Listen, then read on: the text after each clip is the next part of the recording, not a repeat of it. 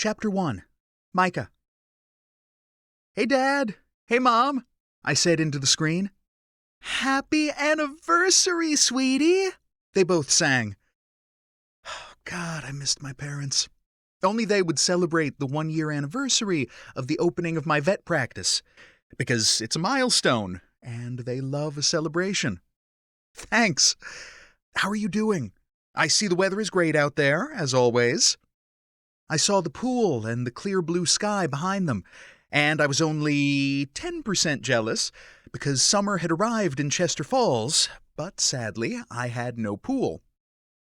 "We're wonderful, sweetie. You could have this too. We told you to sell the house and open up here. You'd be closer to us." "I know, Mom, but Florida is your dream, and I've always loved it here. I'm happy being back home. Reopening Grandpa's practice is a dream come true. I have so many plans for this place." They looked at each other, and I knew they would love to have me there, but they were also happy with my decision. "He'd be very proud of you, Micah," my dad said. "Thanks, Dad. I think so too."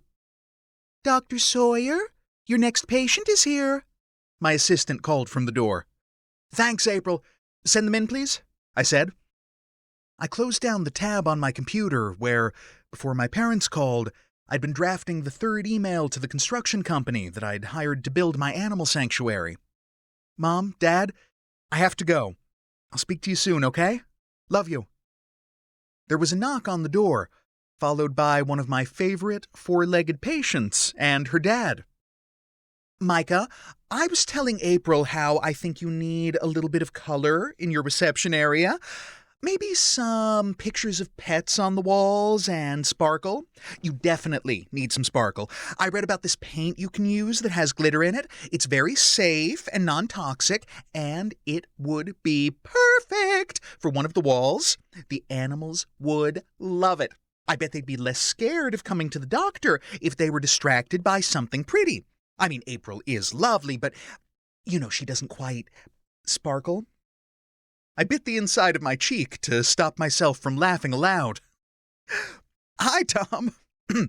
How are you doing?" I asked, taking the kitten carrier from him and placing it on the examination table. He let out a big sigh. "Oh, I always get a little nervous when I bring her in." "There's no need. You take really good care of her. I'm sure there's nothing to worry about. Unless you've noticed any change in her behavior pattern, sleep, or eating." It was normal for the owners to be more nervous around vets than their pets, so I liked to reassure them. But there was always the possibility that pets could develop a condition or illness that could go undetected until they came for the annual check. "No, she's the same old queen of the castle and owner of my heart," he said, looking at Coco adoringly. "And what does Ren think about that?" I said, raising a brow. "Oh, he knows," Tom said, waving it off. "There's plenty of love in my rainbow heart for my little girl and my big man." I laughed. Tom's fiancée, Ren, went to my high school, and even though we were in different years, I remembered the popular football player who I'd admired from afar. Tall, with a broad back, and muscles for days.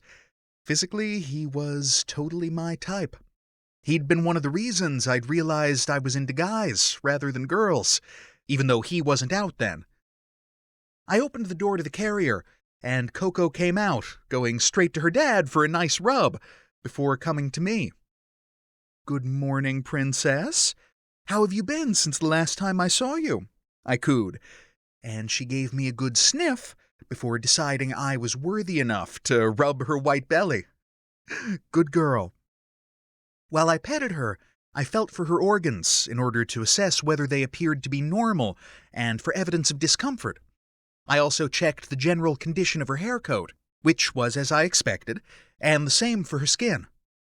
No signs of excessive oiliness or dryness, no dandruff. I muttered to myself aloud, more for Tom's benefit than my own. I grabbed a wriggly toy to play with, to check her general level of alertness and interest in her surroundings and her muscle condition. Everything seemed to be good. "Look, Coco, what's that on there?" I said, adding a spoonful of cat food to the base of the weighing scales. Her healthy sense of smell meant she more or less leaped onto the scales. "That would be the only way you'd get me on a set of scales, too," Tom said, chuckling. Not that he needed to worry about that, I thought.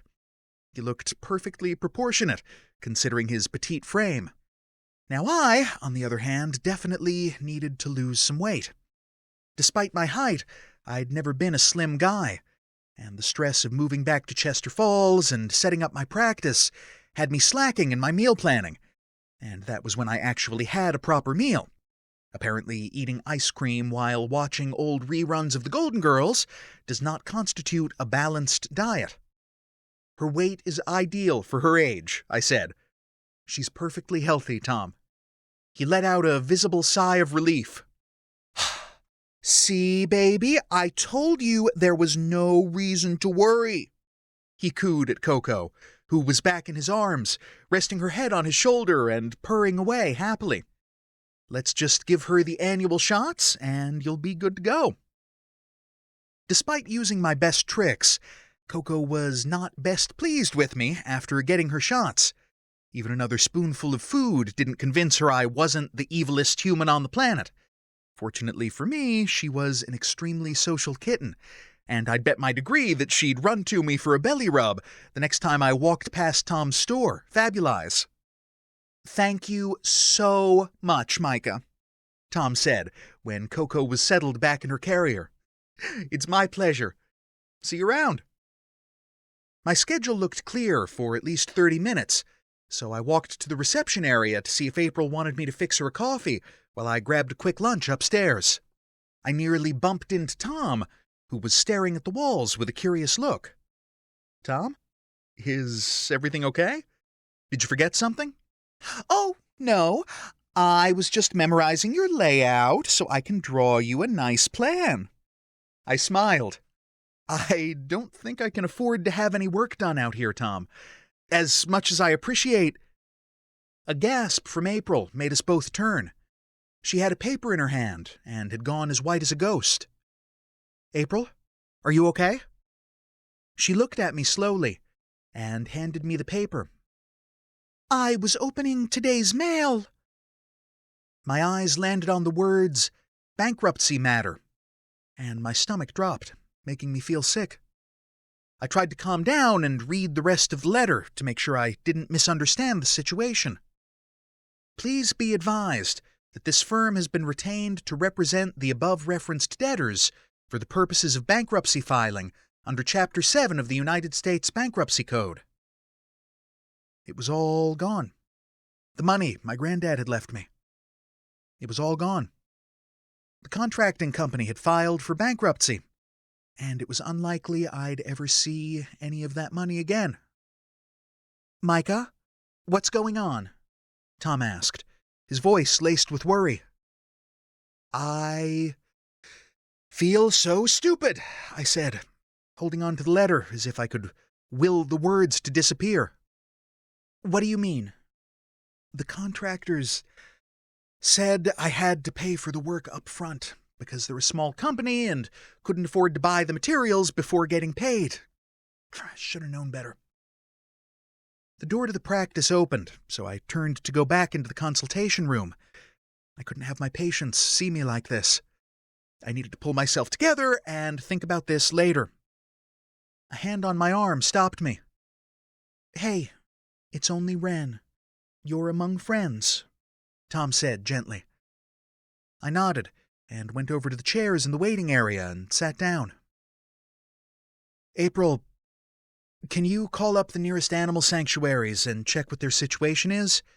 We may need to call on them for help, and we'll need to find forever homes for the ones we have in the backyard because we don't have anywhere suitable enough to keep them over the winter months." "Of course, Doctor. I'll get right on it."